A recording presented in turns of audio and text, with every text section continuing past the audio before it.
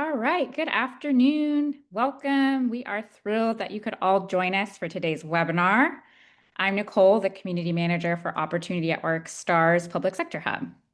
And today's discussion is Progress and Action, the progress and impact of commitments to skills-based hiring in the public sector. We are thrilled to have some incredible organizations with us today.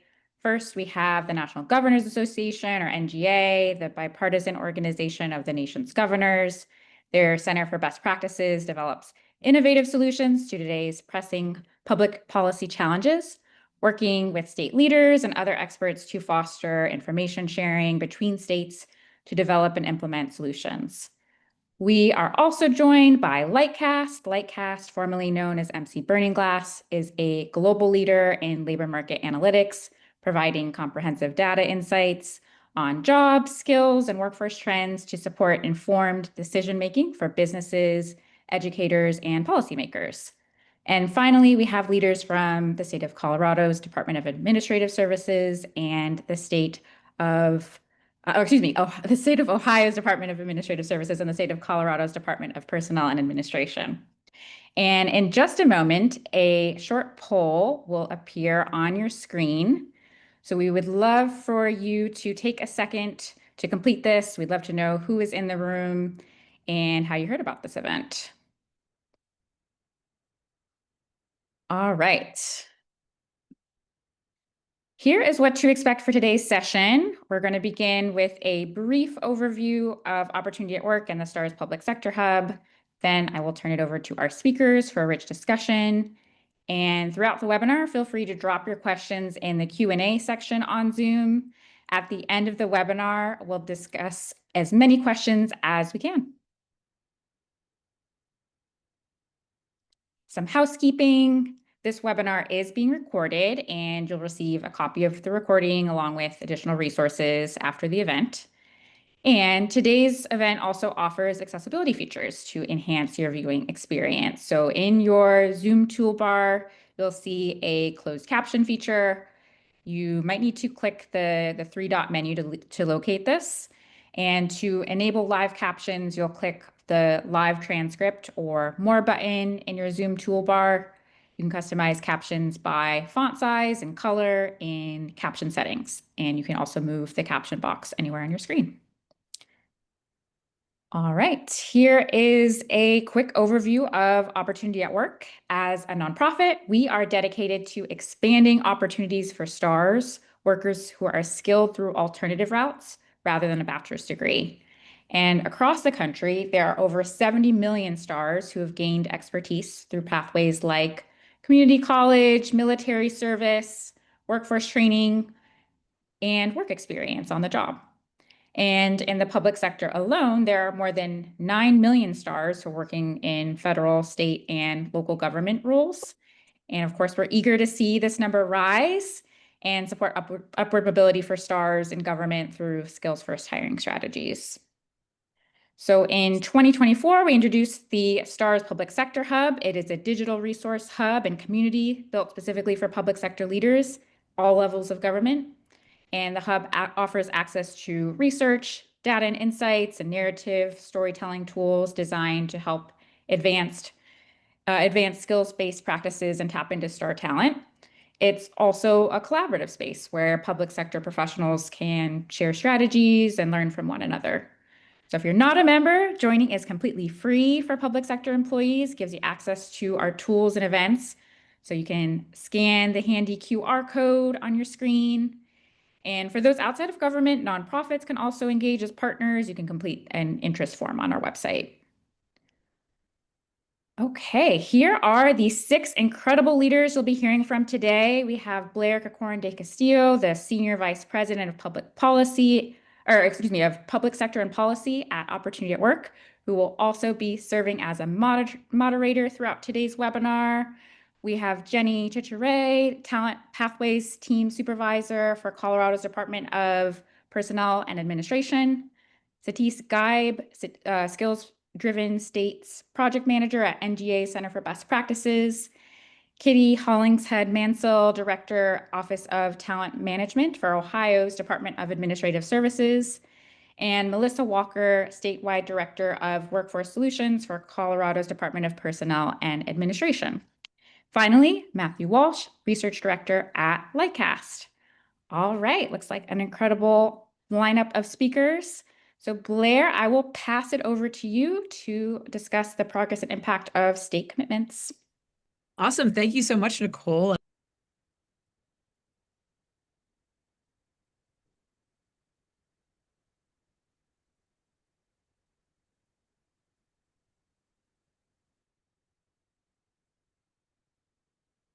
I'm muted. So you guys didn't hear any of that? Oh, I was all jazzed up. Shoot. All right. Well, thank you so much, Nicole. Good afternoon, everyone. And thank you so much for joining us. I'm pumped up to be here with our partners from the National Governors Association, Lightcast, along with the amazing representatives from the great states of Colorado and Ohio. Hopefully you heard that this time. Today's conversation will focus around the number one question everyone who has ever worked on, advocated for skills-based talent practices gets asked. What is the impact of skills-based hiring in the public sector? Or is it working? Are these policies having the intended impact? Good news. A couple recent reports has given the field some early analysis of skills-based hiring's promise and its progress. And so super excited to jump into that. We can go to the next slide. So we're going to kind of create the foundation for our conversation today around these two reports. Late last year, Opportunity at Work with Peter Blair of Harvard published a report in the National Bureau of Economic Research. That report's focus was on the impact of state commitments to removing degree requirements and how it affected public awareness and job opportunities for STARS. It also included a case study around the implementation work of one state, Colorado, who you'll hear from today. Then earlier this year, the National Governors Association and Lightcast also put out a tremendous report. It focuses on some deep analysis of the progress made to date of the early adopters, a series of lessons learned, and a set of guidance around metrics to track progress. I think the good news is we're seeing progress, and today you're going to hear a lot more about what progress looks like and how to make that from the people doing this work on the ground themselves. So I'll share some high-level insights from the research from Opportunity at Work to get us started. Then I'll hand it off to NGA and Lightcast, and then we'll get into some juice from the state teams. So if you'll come with me to the next slide, I wanted to share some exciting news. We do have a very long but very interesting NBER report that I just mentioned. We have last month just released an abbreviated version. Yes, and its focus is also on the public sector. So this audience is specifically for government. And so if you'd like to take a look at that abbreviated version and get access to those insights, you can check out this QR code, or it will be coming in your email along with the follow-up recap from this webinar. All right, so what is in this report? Let's go into the next slide. So, I mean, for those of you that are familiar with the skills-based hiring movement, you are likely familiar with the fact that the percentage of workers with degrees in the public and private sector has risen pretty steadily since the 1980s. This has been pretty well documented to date. But we have seen that public sector employees hold degrees at higher rates than their private sector counterparts. In fact, research that we did with the Center for American Progress has found that state and local government employees hold degrees at higher rates than their federal counterparts. This perceived preference for degrees, whether intended or unintended, has limited the public sector's access to star talent. If we go to the next slide, the good news is that the public sector has quickly responded, right? So just about 3 years ago, I can't believe it's actually been that long, Maryland removed unnecessary degree requirements from state jobs and lit a fire under the movement in the states. Since then, the majority of states across the country have recognized that skills-based hiring can modernize their talent management practices and have made commitments to do so. Or if they've already been doing it, to kind of reinvest their time, because we do know that some folks were already working on this and they're just continuing to. So what you can see here, what we found from this report, and that NGA and Lightcast will talk about as well. When the report came out last year, there were 25 states. The majority of that movement happened actually in 2023. And with that momentum in the public sector, so too has the awareness of skills-based hiring.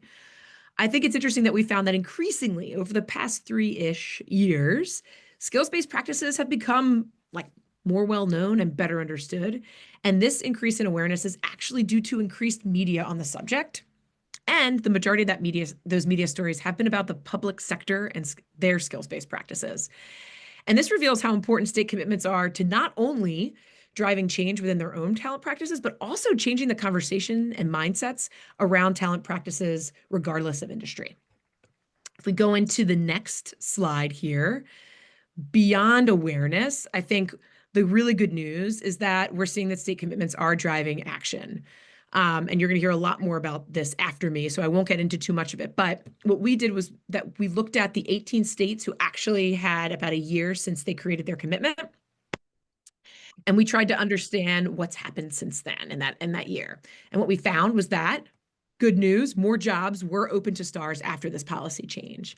In fact, more than half of new postings were. And we found that for those states that were more than a year out, with each additional year, they actually increased by 2.5 percentage points the number of they reduced the number, of job postings with degree requirements. And not only were more jobs open to STARS, I think there were some assumptions that these would be low wage jobs. We found that these were good paying jobs around the national median wage. And in fact, we found that there was a 7% increase in middle and high wage jobs open to STARS. And the biggest shifts were in occupations, of which you see 4 listed here. So they included communications and some financial and accounting manager roles, which is huge because we know how important those are for keeping credit ratings and et cetera in this current moment. So I'll just give you a sneak peek at something that's in our appendix in this next slide. As you can imagine, there are a variety of different ways that states are tearing the paper ceiling and creating more access to folks with and without degrees, to their jobs. We have kind of listed what we have seen over the past 3 years as some of the most common. Take a look. What you'll see is that there are individual actions as well as organizational actions. And we found that both are really required to create sustained and meaningful change. And you'll hear from Colorado and Ohio soon about more, but I did not include here some calls to action, but I'll include them at the end. And so with that, I'm going to hand it over to Satis to share a little bit more about NGA and Lightcast report. Awesome.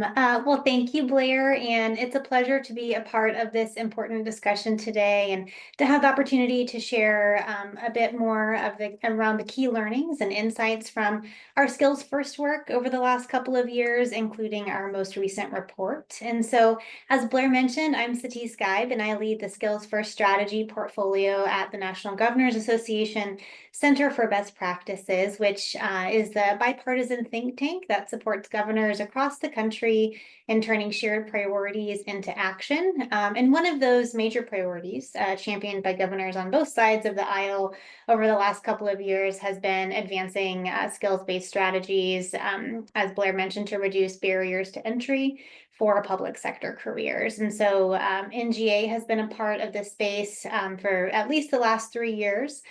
We've had the opportunity to support states in their implementation efforts and help move those visions forward, which has been really great. We've learned a lot. And over the last year and a half, with funding support from Walmart.org, we convened a national community of practice that included 24 states and territories, 2 of which, Ohio and Colorado, are on the call with us today. But this group really came together to explore the big picture questions around skills first strategies, share those emerging best practices, troubleshoot common challenges, and really foster this peer-to-peer learning, adding to the overall knowledge base across the country in this emerging skills first practices. And so our work with our community of practice included both strategic framing and action planning to build towards implementation, as well as some hands-on technical assistance that align to each of the team's focus areas across the talent lifecycle. And one of the first things that we realized in working at a national level with state teams is that defining skills first is is kind of tricky. It's not a one size fits all approach. And so when we think about implementation, we often start by asking, okay, how will we measure success? How will we know if we're getting it right? But what we found is that every state is really focusing on different aspects of skills-based strategies, and they're not necessarily all starting with the same set of policies or the same focus areas. So when we try to compare progress across states, it's not always apples to apples. And that variability makes it harder to tell a cohesive national story. And how do we message this at a national level while also showcasing the momentum and supporting states and territories and thinking about what success looks like specifically in their areas as well. And so this was the challenge, and how to effectively message this work at a national level and celebrate, acknowledge the momentum and measure progress. It's what led us to develop our Empowering Progress report. So in partnership with our state teams and our National Skills Advisory Council and Lightcast, we conducted a comprehensive landscape scan of skills first efforts in the public sector. And the goal was to surface executive level data insights and create a set of recommended metrics to really help track the real impact of these policy and practice changes, both now, like what are we doing now, and also over time, because we want to make sure that this momentum continues to build. There's been a lot of effort and a lot of work put into shifting towards these skills first approaches. And so we want to make sure that we can adequately communicate that impact over time. And knowing that states are focusing their skill efforts across various parts of the talent management life cycle, we wanted to build a broad, robust metrics framework, one that really gets us beyond the number of job postings that no longer require a bachelor's degree, which was an important metric and a great starting point. But we know that true impact needs to be measured in how communities are affected over time. And so how is talent recruited? How are we evaluating that talent? How are we hiring? What's the behavior change associated with these practice changes? How are they being advanced, and how are they being retained? And so our first step in building this out, we created this set of metrics that Matt will talk about here in just a few minutes, but we also planned, this was our first go. So we plan to continue refining these in close collaboration with our partners and our state teams in the months and years ahead. And so we're just really excited to share this information with this group today. And so with that, I will hand things over to Matt, whose research and data expertise, because I am not a data scientist, and so that is where we leaned heavily into our partners at Lightcast to bring this report to life. So with that, I will hand it over to Matt. Wonderful. Yes, I am Matt Walsh, Research Director at Lightcast.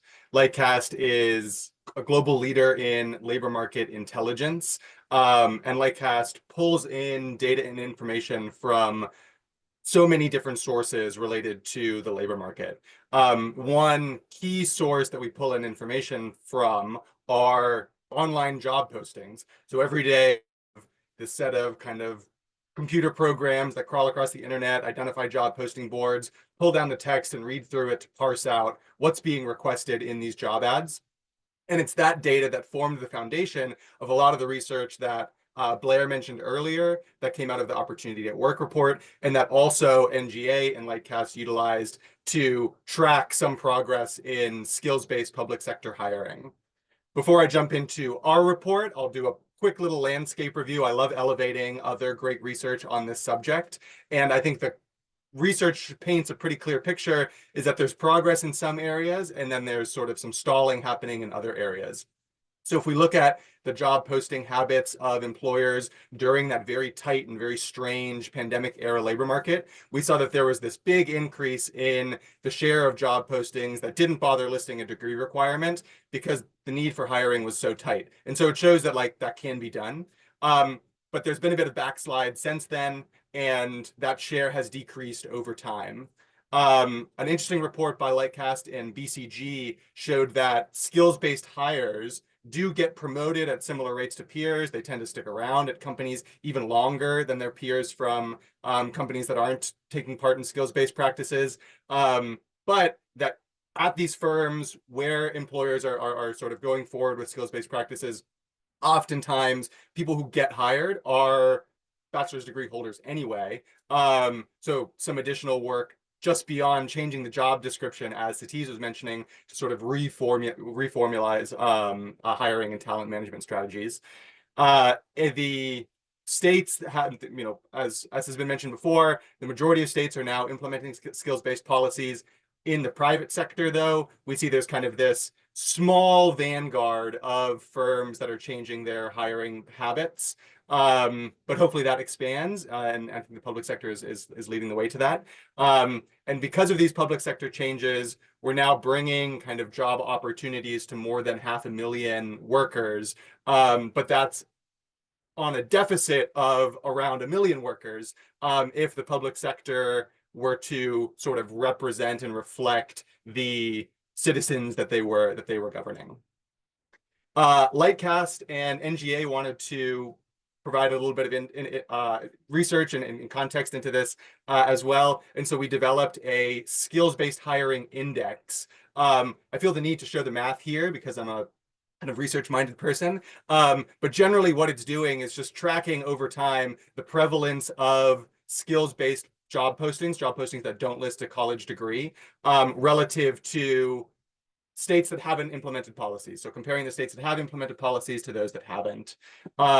Benefit here is that we can kind of disaggregate some of these state level metrics. We can get down to different geographies. We can look at different time periods, et cetera.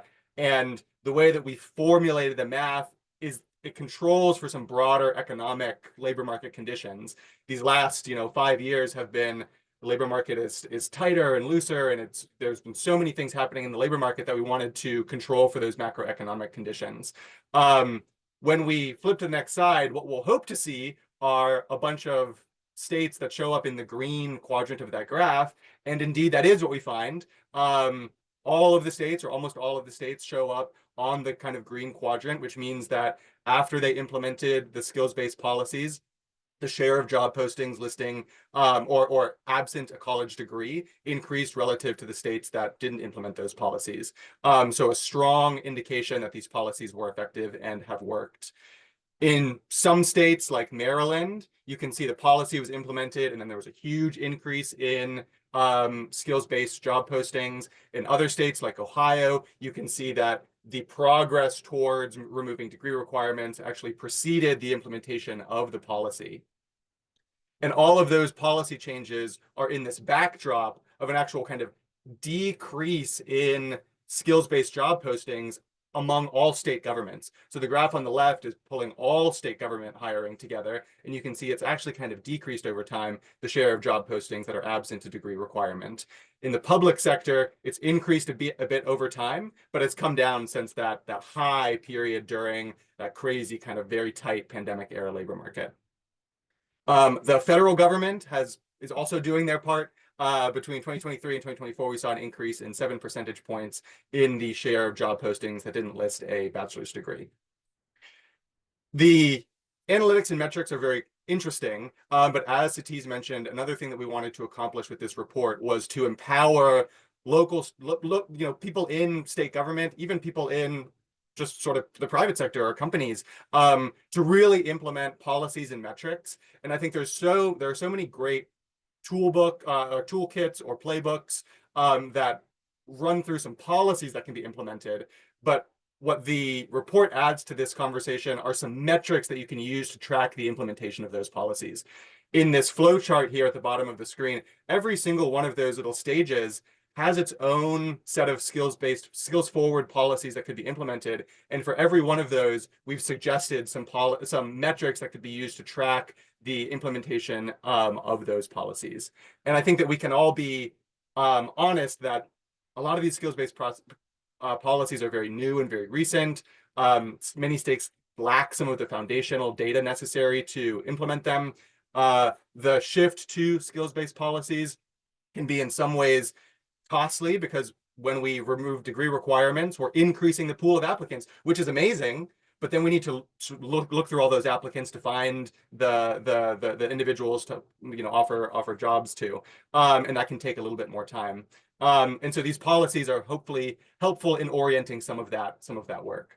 One very quick example here are some tracking metrics on the right-hand side for changes to talent acquisition, right? So all of these bullet points on the right are things that states could track over time: the percentage of their job listings that don't require a degree, the percent that have inclusive language towards people demonstrating skills and competence through alternative ways, the percentage of posting, and then employee satisfaction with the listings as well, to make sure that, yeah, this is really capturing the roles that we're hiring for. Lightcast has done a lot of other research on this. We have a skill-based hiring toolkit, which you could take a look at. The opportunity at work information is also incredible. And Lightcast data can potentially be helpful for this if this job posting tracking is something that you might be interested in.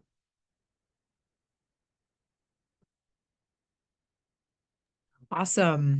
Thank you so I much. ran through that very quickly, sorry. Yeah, no, I appreciate that. And I think I was going to ask you a few questions, but I think I'm going to wait and start with the state roundtable and ask you some questions at the end. So thank you both so much. It's been super informative and helpful as we start to think about how to best support some of the states that we're working with. So really appreciate your work. All right. Without further ado, as we previewed, we're going to have two great states share. And we're going to start with Colorado. So I'll hand it over to you, Melissa and Jenny. Good afternoon and morning, everybody.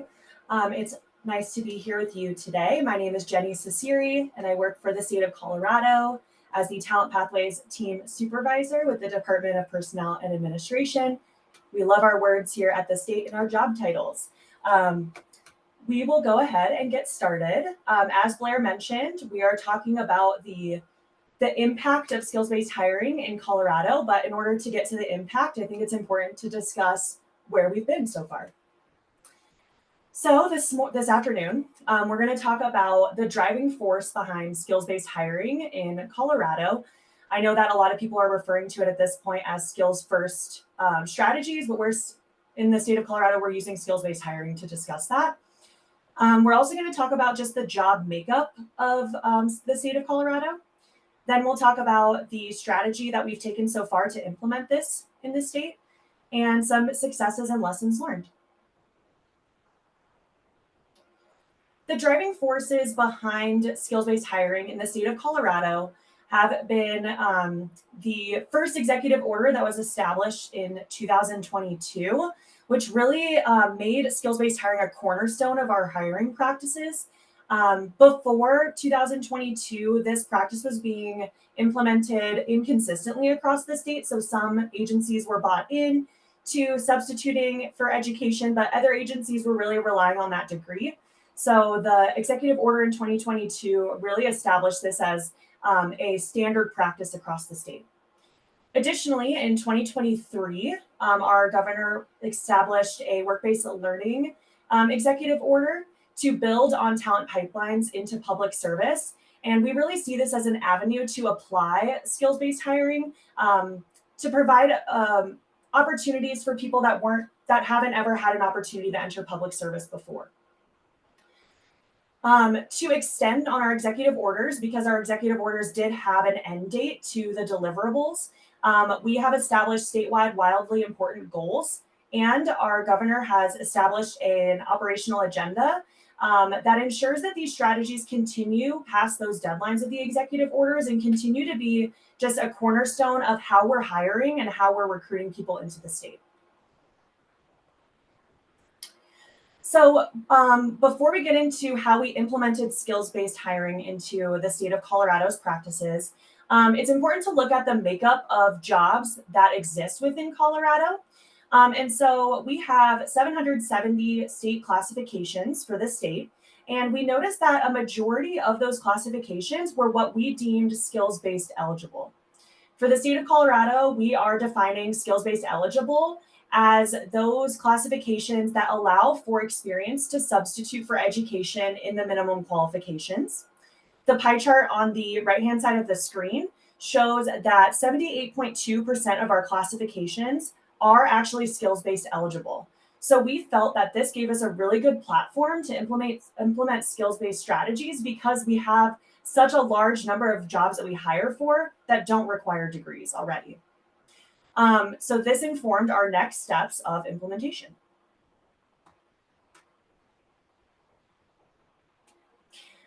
So how we started in 2022 after the executive order is we started with looking at those minimum qualifications. So we knew that 78.2% of them were skills-based eligible.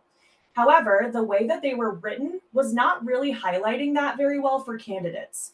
So we felt that one of our first steps in implementation would be to look at those minimum qualifications and rewrite them in a way that really highlighted that experience could substitute for education, and therefore just be more transparent with the applicant of what exactly we are looking for that job if it's not a degree.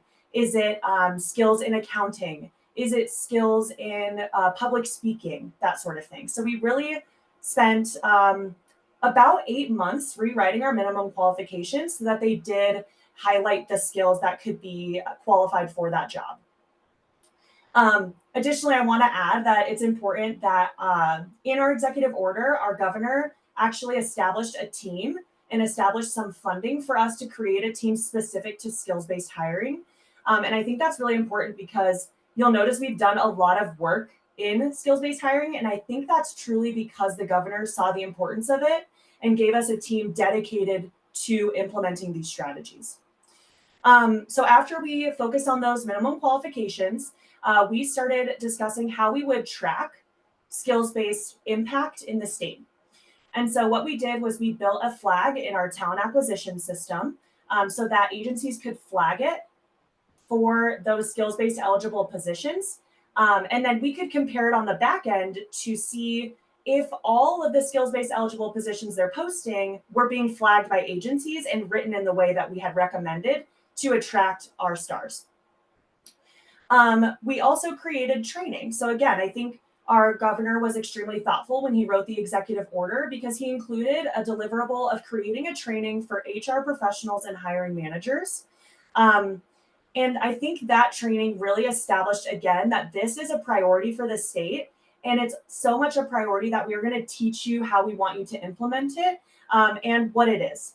And so those were the beginning stages of the skills-based hiring in the state of Colorado. After the first 2 years, we have started doing some more targeted implementation strategies. So we launched a maturity assessment, which was geared around measuring the understanding and application of skills-based hiring across the state. That assessment gave us a better picture of what have we done well so far and what could we improve on. And so what that indicated to us was that we needed to provide some more targeted interventions to agencies because they were struggling with different things across the board. And then after that, we were able to create some more resources to support agencies in sorting out whatever it was they were struggling with. Some agencies were struggling with how to write a job posting. Some agencies were even struggling with the idea of what classifications were skills-based eligible. So those two things require very different support. And so these targeted interventions in the maturity assessment helped us figure out what it was that we needed to provide. We also got an opportunity to update the training this year. And so that's been a fun task for us to update that training so that we can adapt to where we currently are in skills-based hiring and where we still want to go. And our last section here between 2025 and question mark, we know that a lot of these things take a lot of time to implement and a lot of time to see change. And so what we'd like to do in the upcoming years is to expand our data collection. We know we've learned a lot about our talent acquisition system in the last few years as we've started to gather data. And I think we've seen some opportunities for growth in that area of some other things that we can look at to inform the progress of skills-based hiring and what we still need to work on. And we also, one of the big things for us is to create pertinence of skills-based hiring strategies. So beyond our executive order, beyond our WIGs, how are we making sure that this is going to be a long-term priority for the state, and that it just becomes the standard across the board that we hire for skills, no matter what the whatever the governor's executive orders and priorities are at that time. Okay, I lost my mouse, sorry. Some lessons learned was that training is essential. This is because this is different. You have to provide the support to your hiring managers and HR professionals to implement this well. And this will be an ongoing effort. So we are by no means complete with the trainings that we are offering to agencies, but it is something that we are reminded of constantly, that training is extremely necessary in this space to get this to get the successes that we've experienced and to get even more successes. We've also learned that targeted interventions lead to large improvements. Some of the targeted interventions that we've implemented are quality assurance checks on all postings. So are agencies actually posting all classifications that are eligible as skills-based, where experience can substitute? We've provided consultation meetings. So anytime they have questions about job postings, we make ourselves available to them. And we've also made targeted trainings based on the results of our maturity assessment. One thing we've also learned that's going to resonate with us for a long time is don't force data to tell a story. I think one thing that I've learned is it's more important to notice what our data is saying than it is to force what that data is actually saying. So I hope that we carry that on through the rest of our time with skills-based hiring. And I hope that we keep that in mind as we move forward with more data metrics, now that we've learned what is possible within our talent acquisition system. With that, I'm going to pass it over to Melissa Walker. Good afternoon. So I have the lovely gift of being able to talk through our successes. And one of the reasons I asked to be able to take this presentation from this space forward is because largely the work that has been done and the successes can be attributed directly to Jenny's particular influence, work, and leadership. And so I really want to highlight that here. As we talk through the successes, I want to note that we are a decentralized framework. We're in a decentralized framework in which, while the Department of Personnel Administration offers oversight and works on executive orders, we largely influence what we are asking agencies to do. And the executive order gives us a lot of great leverage in that space. However, each agency still has the opportunity to come about this in their own way or to even push back against some of the work that we're doing. Not that that's happening, but just saying that it exists.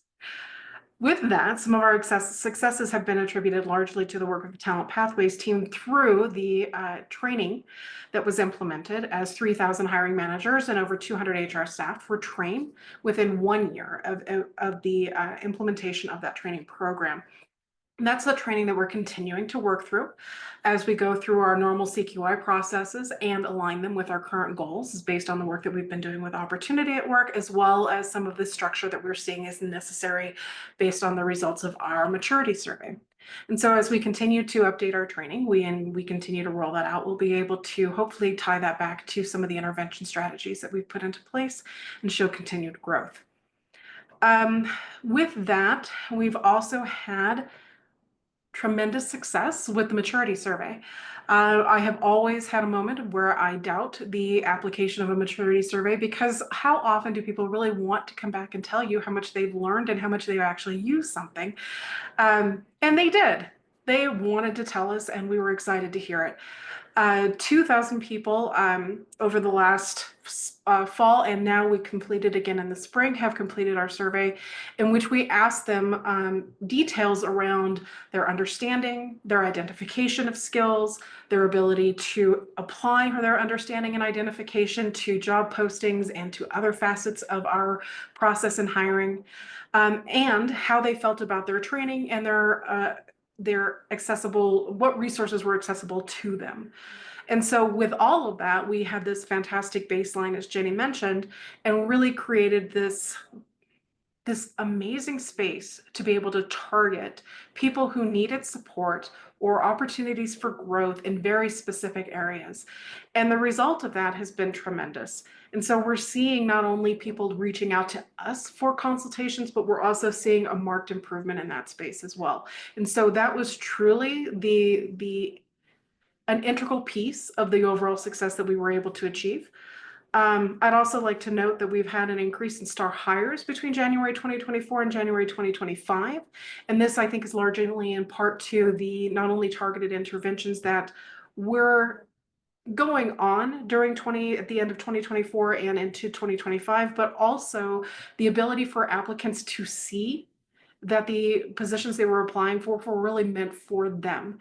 And so through the work of the skills-based hiring team and their ability to go through and rewrite all of those minimum qualifications for job postings and such, and again, this was no small task, that enabled our applicants to determine whether or not they should even apply, increasing not only the talent pool, the pipeline, but also the hiring. Next slide, please. And so, as I mentioned with the maturity WIG, we did this, and it was one of our WIGs, our wildly important goals, and this is still in the beginning of our data analysis. But I'd like to note that we had some really great success. The blue bars are our baseline respondents, and our green line is the full HR community responding who did respond to the overall survey again here in the spring. What I'd like to note is we also did this in a longitudinal fashion in which we were able to go back and target the people who answered the questions we asked in the fall, and we asked them again in the spring. With that, we noticed over 30% improvement. And I'd also like to call out that these particular respondents, and I just did this correlation this morning because I didn't want to say it and have it be one of those correlations, causation kind of things. But we were actually able to tie this back directly to the consultative processes that we implemented, in which the persons who filled it out in the spring and the persons who filled it out in the fall and then again in the spring were also some of the same persons that we talked to through our intervention process. And so this to us shows just an amazing amount of success. And so I'd really like to give a shout out to our Talent Pathways team there. Next slide. And then finally, again, one of our wildly important goals was to have 100% skills-based hiring eligible postings by the end of this fiscal year. And as you can see, by February 2025, we've met that goal. And we will continue to work in this endeavor. Right, and I think that is the last one for me. But please feel free if you have any questions to drop them into the chat, and we would be happy to expand on anything that we've talked about here today. Awesome. Thank you both so much, Jenny and Melissa. I just wanted to ask you two quick questions before we turn it over to Kitty in Ohio. I'm wondering, there's been some tremendous progress, and I know from working closely with you both, there's also been some trials, right? I mean, with any new thing, I'm wondering what aspect of Colorado's transition has been the hardest?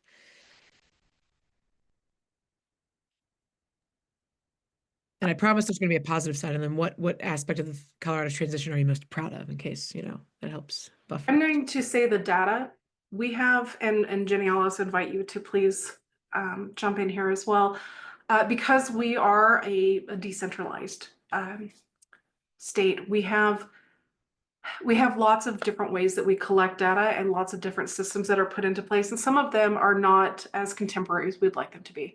And we do our best and we pull things together, and we're able to pull together some really great data. But it can be a challenge as we're pulling these things together from multiple systems and ensuring that all of the data that comes from multiple systems matches up and that we find consistency throughout. And so that does take quite a bit of our time, but we've been at it and we're feeling really good about it. Amazing. Thank you. That definitely resonates with other folks that we've heard. And then, yeah, what aspect of Colorado's transition are you most proud of for either of you? I think what I'm most proud of is the growth that we've shown in relationship building with agencies from start to finish through skills-based hiring. And so I think it's given us an incredible opportunity to engage with agencies in a more supportive way, in a more consultative way, as Melissa highlighted at the end of that slideshow. And I think it's just given us the ability to have some really great conversations and talk about what's next and get a lot of buy-in because of those relationships. Amazing. Yeah, it seems like that consultative approach has been very successful for you all. So excited for folks to ask more questions about that and how it's possible to scale as we get into the Q&A. But so thank you both, Jenny and Melissa, and we'll be chatting again at the end. I'd love now to turn it over to Kitty in Ohio to share a bit about what it takes behind the scenes to deliver the progress that we saw on some charts about Ohio earlier. So Kitty, over to you. Great. Thank you so much for having me here today. So as mentioned, my name is Kitty Hollingshead-Mansell. I am the State Talent Management Director for the state of Ohio. And if we could move on to the next slide. So much like Colorado, I'd like to talk a little bit about how we got to where we are at now.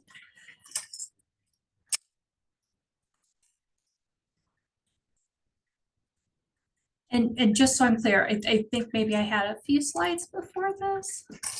Sorry.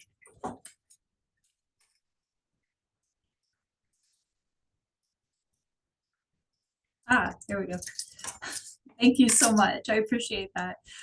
So for us, our real trigger to really focus our efforts on skills-based hiring came from an executive order from Governor DeWine in 2023, establishing the state of Ohio as a model employer for skill-based hiring practices.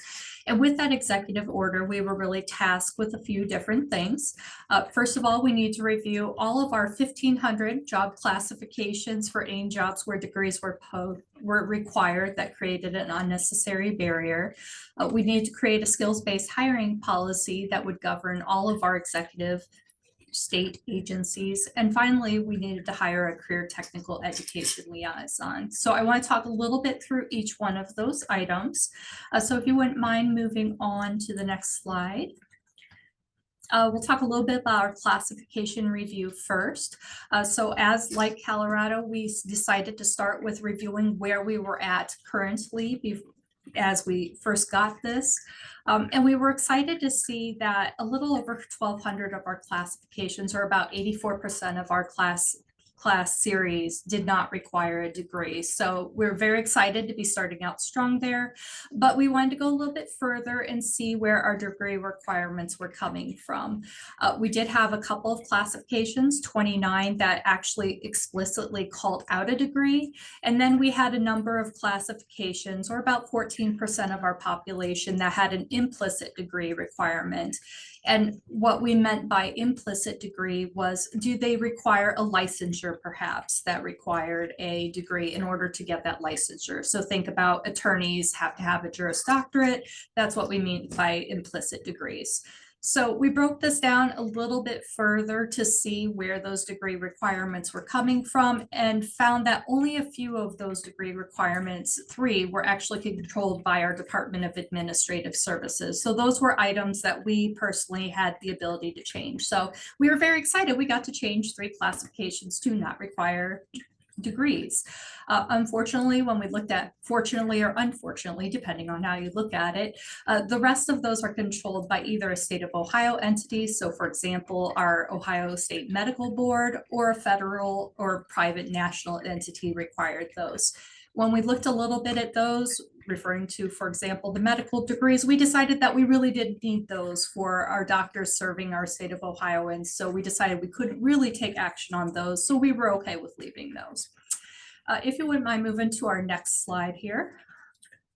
So talking a little bit about our skills-based hiring policy, it was important once we had our baseline to understand what we were going to go forward and what guidance we were going to provide our agencies. So the first thing we wanted to do is, knowing that the goal of this executive order was to make sure that all Ohioans have the access to a great majority of our jobs, we wanted to restrict any preferred qualifications that listed a degree. So really what we did with that, provided guidance to our agencies to make sure that they knew that you can't add additional qualifications beyond the minimum qualifications unless you have a very, very good reason.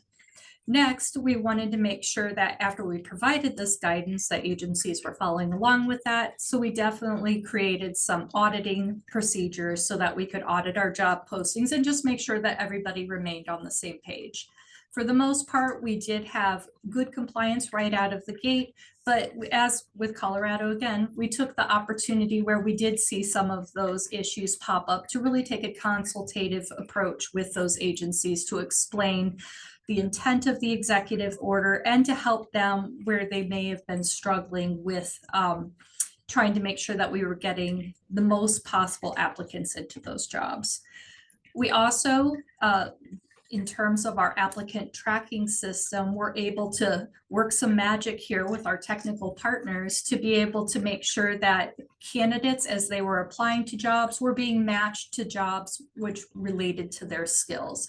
Thus, instead of having to scroll through many, many jobs to find out, candidates are actually delivered a list based on what they have in their profile of jobs that they would qualify for. And then finally, perception is reality. And one of the things we realized as we were doing those classification reviews was that historically we had always posted with a minimum qualification of a degree language first.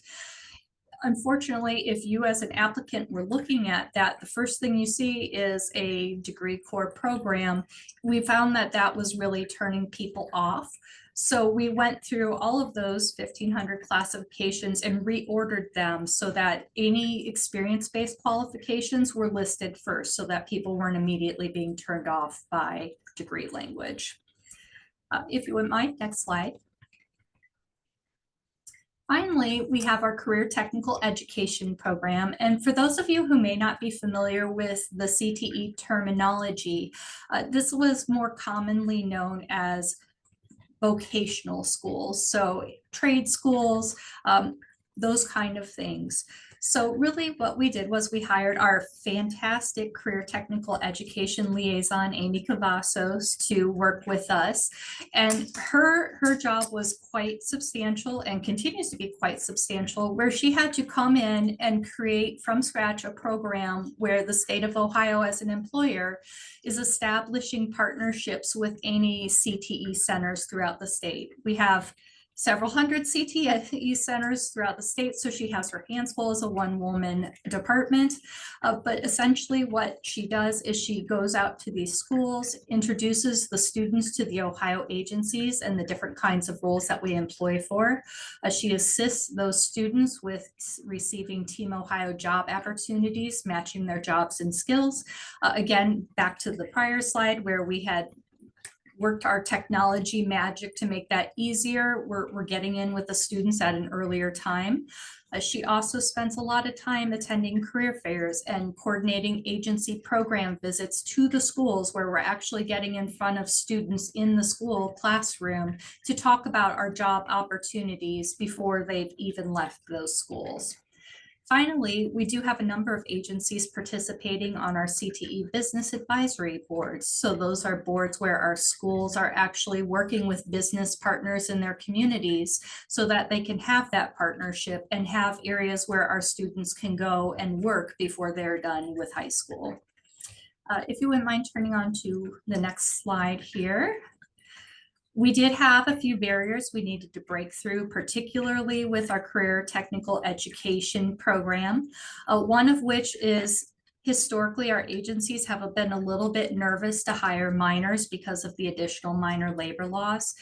Fortunately, as we were getting the program up and running, we do have an Ohio revised code that exempts students who are formally participating in one of these programs from the minor labor laws for the state of Ohio. So that was a great help and a great comfort to our agencies. Another item that we worked with was competitive pay. So for a very long time, Ohio has had what we have determined as student help, which was paying just over minimum wage in many cases.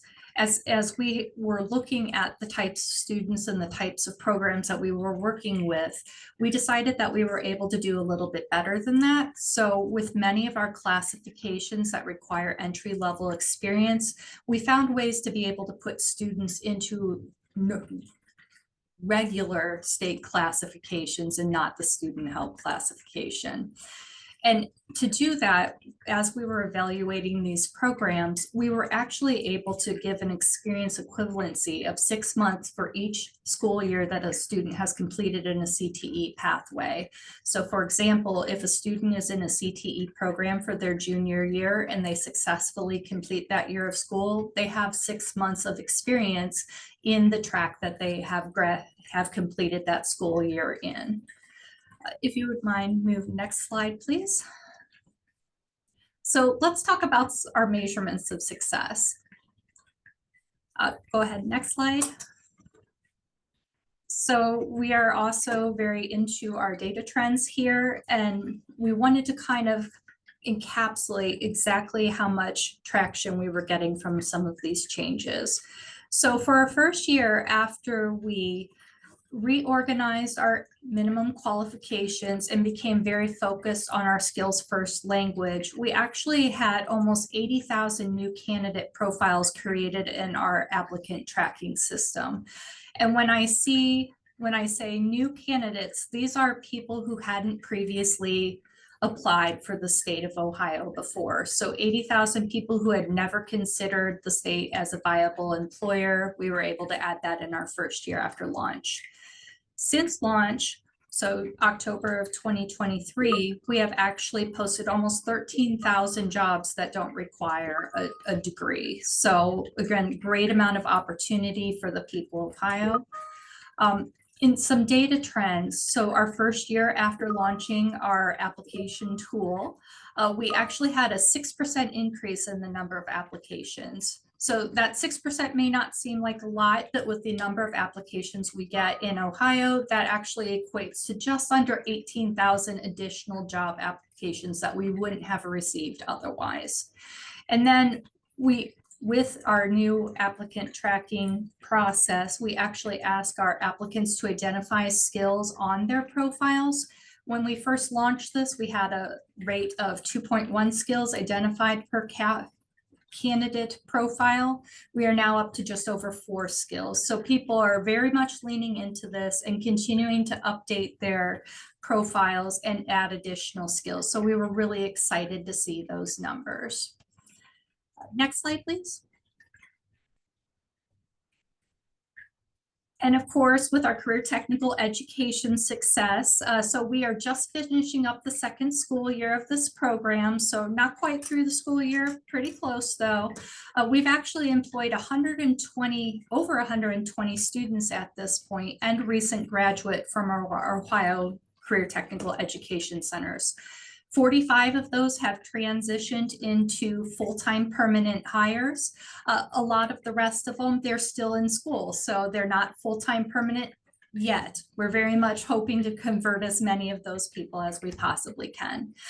And again, back to some of the ways that we have really dug in to make this such a success. We continue to create new classifications to meet our agency and career technical education needs. So for example, some of the additional classifications that we've added are mechanic trainee. So you need less actual experience out in the world before you can start in. Dredge operators. We're currently working on increasing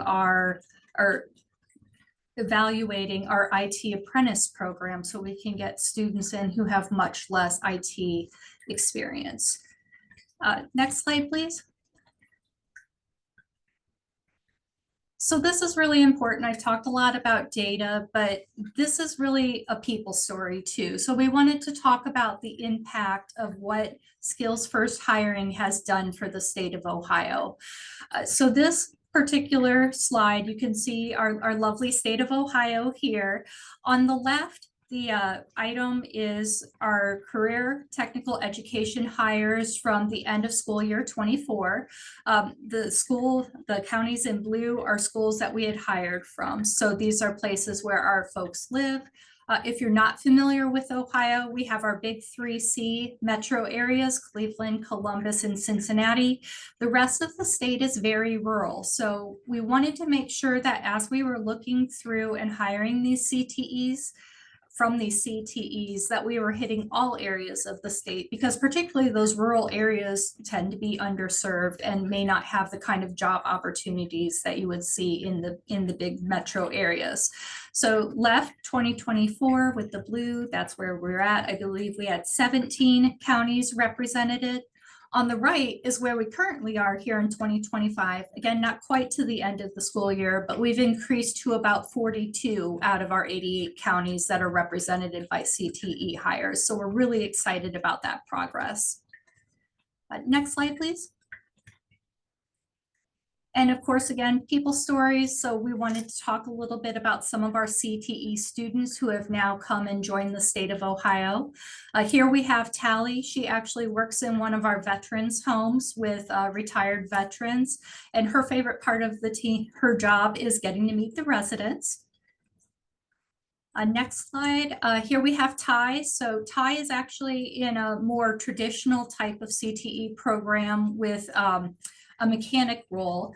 He's always enjoyed working on vehicles at home with his father and wanted to continue doing those things in his career. So we're lucky to have Ty here with us. And then finally, Dalton also works for the Department of Veterans Services, but he has a little bit different background. He actually came and reskilled through a career technical education center. So went back to school for IT. He was integral to, I don't know how many of you remember the CrowdStrike outage that happened last year when no one could get their computers to work. But he actually, as a CTE student at the time, was able to help the Department of Veterans Services and help the nursing team be able to take care of their computer problems so that they could focus on taking care of our veteran residents. So lucky to have him as well. He has also now been promoted, I believe, twice since being hired in 2023. So that's great. And then one more slide. I mentioned Amy Cavazos, our career technical education liaison. I would be nowhere without her. So, and we do get a lot of questions about her program. So please feel free to reach out to her if you're interested in hearing more. Of course, you can also talk to me. My stories are not nearly as colorful as hers, but I'm very lucky to be having a team that supports this project. So, and I think that's all we have. It is. Thank you so much, Katie. It's been so amazing to learn more about the program. I have to say, I hear about Ohio in lots of skills-based hiring conversations wherever I go. And actually, I was at ASU GSV, and some of your colleagues from CTE came sharing more. So it's exciting to hear more about it. So thank you. As we move into Q&A, I just wanted to kick off with a few questions for Katie, if that works. I'm wondering, I mean, like you guys have had a tremendous amount of success, and I love that one of the aspects of your programming has been kind of that pipeline from CTE, like the very deliberate pipeline you all are building. What has moving to skills-based talent practices meant for the state of Ohio? This has been, we've been very much in the skills area for quite a while. If you look at the population of Ohio overall, only about a third of our citizens have a bachelor's degree or higher. So we've had to be in the skills-based area for a much longer time. What I think has really changed, though, is our willingness to engage with people and explain what that means. Because again, as I kind of mentioned, we used to very much lead with degree type of language. It doesn't help us if we're not explaining what we're doing and making sure people are educated about the opportunities they have. We're very intent on making sure that we're pulling people from the communities that they serve. So this has really given us an opportunity to do that at much larger scale than we were before. That's awesome. And I think I'm going to actually pull in a question from the Q&A, and we'll pull everybody else in or about the job matching profile. Can you talk a little bit more about that and what particular applicant tracking system is being used to obtain that information? Sure. So we're currently using a Taleo for our applicant tracking system. And I can't speak too much to the technical details because that is very far out of my realm. What I will tell you is that we have an excellent technical team that is very much, they actually have HR backgrounds before they moved on to the technical side. So we're fortunate to have partners who not only understand the technical side of what we're trying to do, but also the human resource intent of what we're trying to do. And they were very much able to utilize functionality that we already had to be able to do the skills matching. So applicants come in as they're filling out their profile, they identify skills that they have. We had a large, I think our biggest challenge with that was trying to narrow the amount of skills so that it wasn't overwhelming to candidates. You have to have enough that they can pick the things that are right, but also not so much that people get overwhelmed by it. But we were able to match that to a new field that we had on our job postings where we listed out very specifically the skills that they were looking for that job.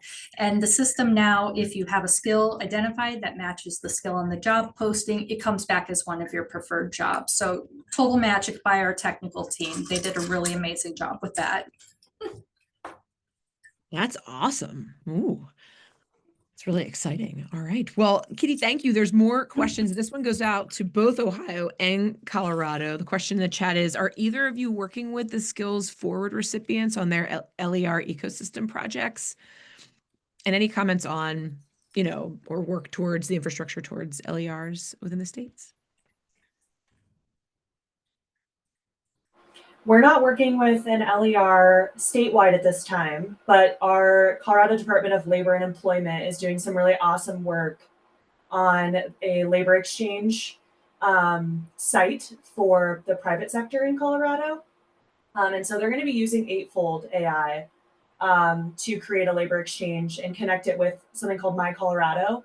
And it's a similar like labor, it's a skills wallet, if you will. And so hopefully that launches later next year, I think is their goal, but they're doing some really awesome work in that space. We just haven't done it internally to the state yet.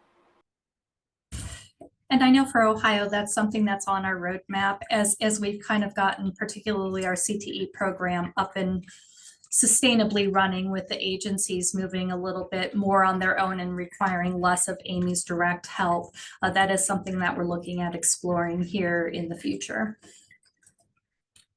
Awesome. Thank you. I was thinking I could pull back to a question earlier to Satish, just because I know that data infrastructure, like both of you talked about data and different innovations and some opportunity areas that are kind of required. And I think that's one of the things in the infrastructure for LERs is good data management. But I'm wondering, Satish, with the skills in the state's community of practice, of which more than half of the nation is a part of, I know there's a number of different challenges that you guys discussed in your report. I'm wondering, aside from data, what are some of the other biggest barriers to adoption and uptake of skills-based hiring? And are you seeing or hearing of some innovations to address them? Yeah, there are, right? And so I think capacity and dedicating the right amount of capacity to these initiatives, it's a big lift. The states as an employer, I mean, there's thousands and thousands of job classifications. And when you think about overhauling that and the attention and manpower that it requires, that's a heavy lift. And then when you also think about how do we apply a skills lens across other elements of our talent management life cycle to make sure that, as we're hiring folks based on skills, now how are we advancing them based on skills? And so it's a heavy lift. So I think, capacity has been one area that has been communicated quite often as a challenge. And then along that as well is, this is newer. And so we're thinking, and many states have led the way, like Colorado, in developing training for internal staff, for those frontline recruiters and hiring managers. But alongside that training, really thinking through and monitoring the culture and change management that is required to really continue forward momentum in that practice change, I think is another area where we would like to continue leaning in our support to states and territories in general in this space is how do we help increase capacity from like a policy perspective and practice? And then also how are we supporting the culture and change management, the value proposition and the ROI, and not just from the data, but really showcasing the story and the impact outside of just some of the data, but how we're really telling the story of how this works and why it's important, and making sure that folks really know this is not something that is just a fad. It really is systematically changing the way in which we do things, the way we hire, the way we retain. And so those, I think, would be probably the biggest areas where I would say across the board challenges have been communicated. Yeah, Satis, I saw a lot of nodding from Colorado and Ohio as you were speaking. So it's like it resonates. Yeah. But I think we got a question that is related to capacity. I think both Ohio and Colorado spoke to kind of the amount of time it took. But there was a question around the preparatory work and labor market research needed to be done prior to rewriting minimum qual. So what does that look like? And if any of you all had kind of advice on the parameters for rewriting them, i.e. like what are some of your non-negotiables and sort of in terms of that process? So I think for Ohio, our biggest thing was we needed to see where we were to start with. Like we have a long history of using skills-based hiring, but we couldn't really identify where we were at to start with. So I think that was our really big first starting point. When it came to rewriting the classification minimum qualifications, that I think is where we really had to look at those and determine what did we really determine to be necessary. I talked a little bit about medical professions, that being a big one. Does it make sense to remove that when we have an area where you need such high levels of public trust with those kind of positions? Does it make sense when you're talking about, for example, civil engineers who are out there making sure that our bridges are safe for folks to drive over? So I think that was one of our big starting points, was determine what define necessary, right? Once we defined necessary, it became much easier because again, we only had just a few that required degrees that we really determined they didn't. So we were fortunate in that respect, but being able to articulate that particularly to our governor and to our leadership in the state of Ohio, why we had made those determinations and what those were based on, that was a lot of our foundational work. no, that's helpful, Katie, and time consuming. Jenny, do you have some thoughts? Yeah, so we did a very similar landscape analysis to start. What do we have? And then what we did that might be slightly unique from that is we did not alter our minimum qualifications in the standard itself. And so if the position allowed for experience to substitute for education, what we did, instead of changing the level at which someone would need to qualify, we rewrote it so it made it more apparent that experience could qualify and that a degree was not the standard for that position. And so we found a way that we were able to navigate our MQs at that time without needing a market analysis, because we were not changing the standard to be qualified for that position. Awesome. Thank you. And I know that's a journey you may be going on to think about, but more on that later. I'm wondering, I think, Katie and Jenny, you've talked about particular roles. I know that thinking about in the healthcare field, we've had some compelling data around jobs that like STARS used to hold that no longer. I'm wondering, Matt, in the research that you've done across the public sector, I know you've worked intimately with a bunch of different states and locations. What, if anything, surprised you as kind of you did this nationwide research and data analysis? Was there anything that you found surprising in good or bad ways, or just like, Yeah, I was interested in some ways to see the kind of timing for some of the changes. As I mentioned, a lot of the research was kind of pegged to like when the policy was implemented.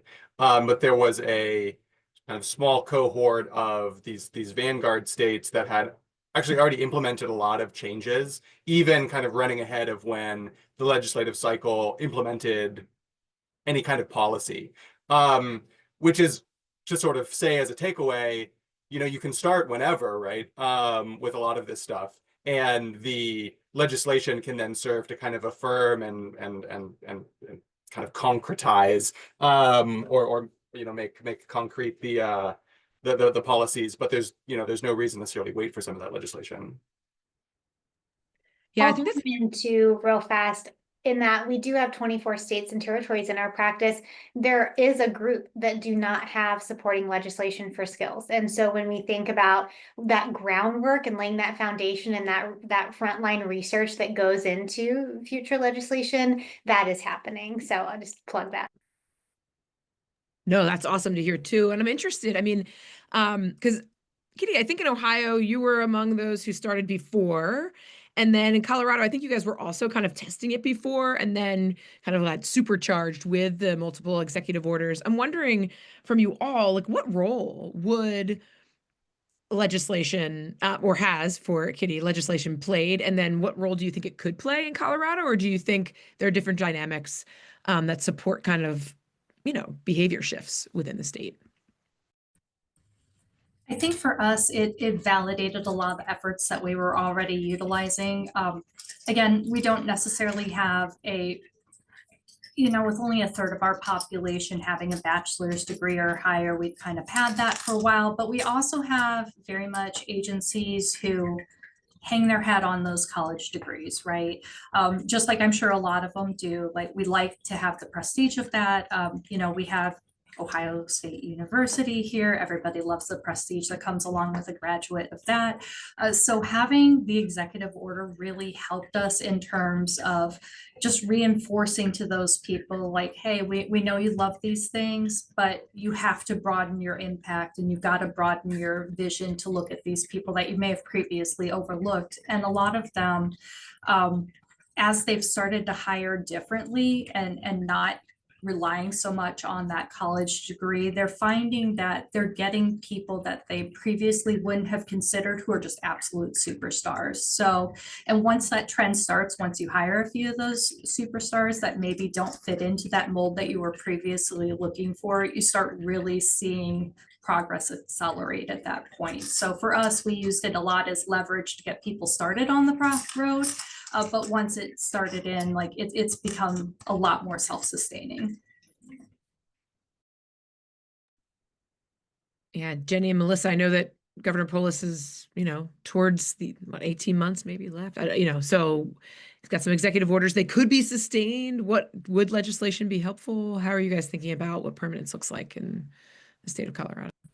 As far as legislative changes, we're still, of course, looking at all opportunities for that over the next, the upcoming 18 months. But I will say that to Kitty's point, we did have a lot of reinforcement through the executive orders that truly allowed us to be able to have conversations in a more effective way. And I think one of the strategies that worked really well for us in this particular space is that we were able to also go to agencies and use their expertise that they had already gained from the work that they were doing individually. So being able to go to our individual agencies and say, we want to build on the great work that you currently have in place and let us now support you because we have these administrative resources. We have this team of people. We have, the backing of the governor's office. And so that went a long way by bringing in our early adopters to also then gain buy-in from some that may have had some of those late adopting feelings that come from that hearts and minds culture shift that we're all trying to achieve. And we've seen that really reinforced the work that we were doing. Awesome. Thanks for sharing that. I think as we talk about skills-based pathways, I think apprenticeship and work-based learning opportunities come up quite a bit. So we do have a question about whether the question here is whether Ohio has an official youth apprenticeship program, but I'd welcome both Colorado and Ohio to share any apprenticeship programs that you do have. So I mentioned we're working on kind of restaging our IT apprenticeship program. So we actually started hiring IT apprentices back in 2019, so a little bit prior to our executive order. But what we found was the way that was originally set up wasn't necessarily successful because the point of it was to get people upskilled and prepared to take on full-time permanent positions, right? And we found that our apprentices weren't coming out with all of the skills they needed to be able to successfully do that. So we have been working very hard over the past, I would say probably about 3 years to try to get that stabilized so that we have a very strong path. We know people are going to be be ready. Through the course of our investigation, we determined that we needed a classification between apprentice and full performance. So that was one of the outcomes of that. And we are now working with one of our 5 unions to get that solidified. We're hopeful that once we're able to get a working apprenticeship type of program in the IT sphere, we're going to be able to expand that out to other types of job opportunities as well. That's very exciting. And I know Melissa and Jenny, you both work on work-based. We do. So it's actually really exciting because of the executive order on work-based learning that was signed in 2023.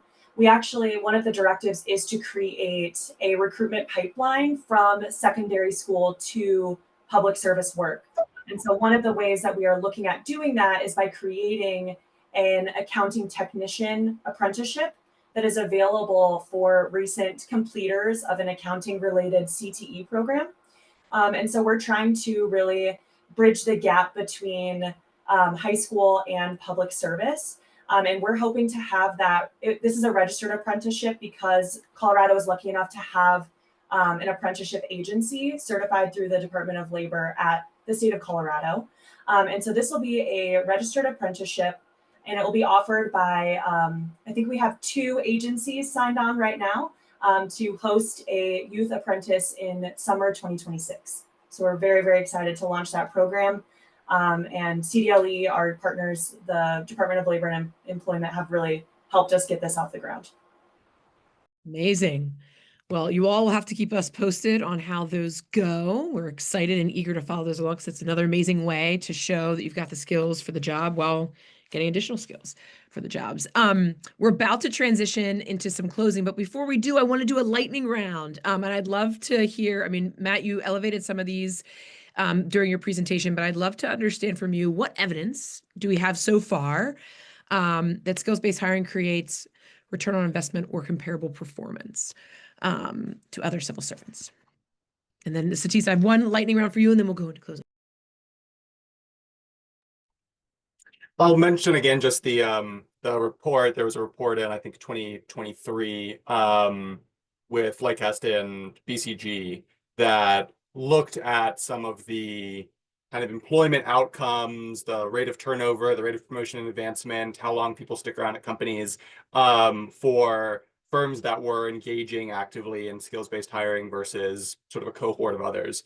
And found that for all the types of things that I think employers are like looking to optimize for when they're bringing somebody into the workforce, that they are performing well enough to get promoted at similar rates as everyone else, that they're sticking around for at least as long as everyone else. All of those stats bore out positively in the case of the people that were hired into those skills-based hiring firms. I think it's a very compelling bit of evidence. Yeah, and I've also heard about Hennepin County. They've had a 10-year program. We can share some of those stats too. So thank you. We are seeing in places longevity and return on investment. And then Satis, as you think about supporting states, I know that you shared some of the ways, but I'm eager to hear from you. What is the one thing that you are most looking forward to supporting from the NGA or the state teams this year? One thing, because you're doing a lot of exciting Have to pick things. one? Yeah, I know. Okay, so I think we, in this next phase of our work, we'll really be looking at collaborating more with both public and private. And I think there's a lot of just momentum and there's more that brings us together as far as like how we get this done and best practices than what really would need to separate. And so I think, getting that group together and really just thinking about like holistically in communities, regardless of sector, how do we really build this momentum towards the shift to skills? How do we reduce barriers and create more opportunities for entry into the workforce so that we, our economies can continue to thrive? So that's, I think, the thing I am the most excited about. And then really just thinking through like, what are those best practices that we're not hearing about from, some of those groups that are more quiet, that we can bubble up to the surface to tell that story. So that would probably be the one thing, Yeah. if I had to pick. Yeah. I mean, that was kind of two, and I love those two because I think they're a You beautiful. like how I blend. squeezed it together?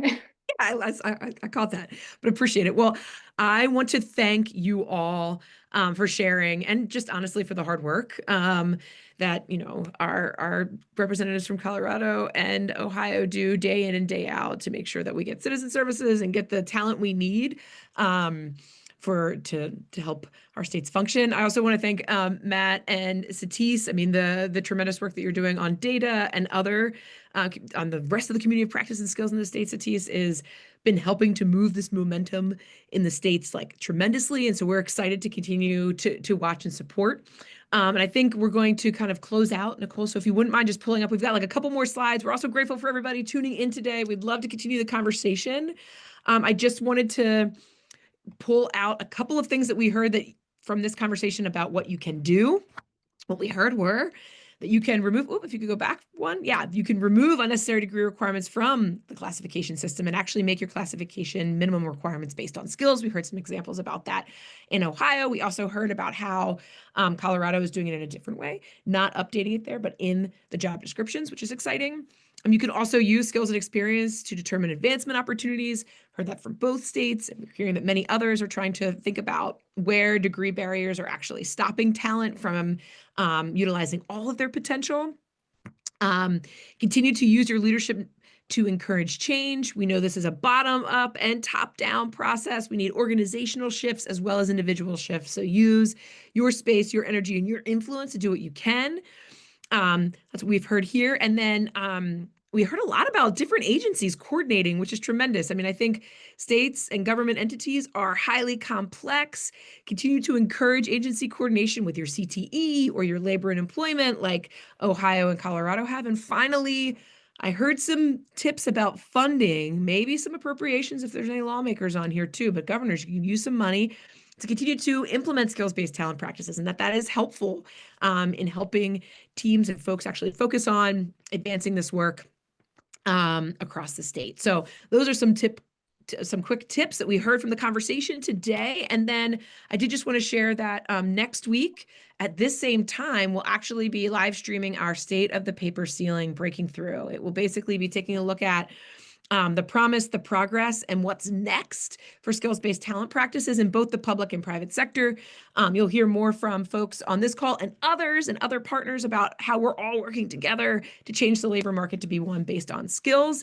And then, Satis, I did want to open it up and see if there's anything upcoming from the community of practice that you wanted to elevate before we close out.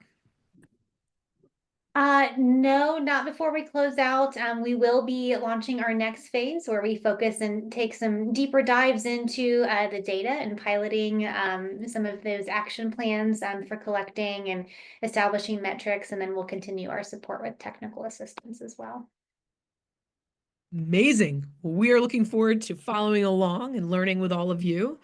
And I will turn it over to Nicole to close out. But thank you all so much for being with us. And here's to skills, because it's how the labor market is working and it's how we're going to continue to meet the moment and the future of work. That's right. Well, as we wrap up, I want to extend a huge thank you to our speakers, Blair, Satis, Matt, Jenny, Melissa, Kitty, for sharing your insights and expertise today. Also, a special thank you to everyone on this call and the audience for attending and bringing your thoughtful questions to the conversation. Tomorrow, you'll receive a follow-up email with the webinar recording, the slides, and additional resources. We hope that today's discussion was insightful. We would love your feedback, so please take a moment to complete the post-webinar survey. And we look forward to seeing you at our future events and especially next week's State of the Paper Ceiling launch. So take care, everybody.